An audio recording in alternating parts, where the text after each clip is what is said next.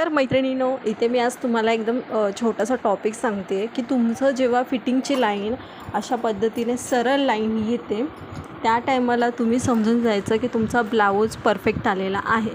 जर तुमचा फिटिंगच्या टायमाला ही लाईन इकडे जाते किंवा कशी वाकडी तिकडी होते किंवा असे काही प्रॉब्लेम्स क्रिएट होत असतील, म्हणजे तुमचं कटिंगमध्ये आणि स्टिचिंगमध्ये कुठेतरी प्रॉब्लेम झालेला आहे.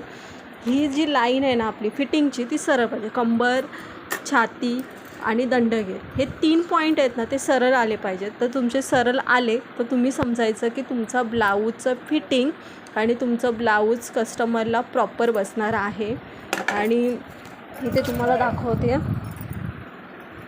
सरळ लाईन येणं खूप जास्त इम्पॉर्टंट आहे.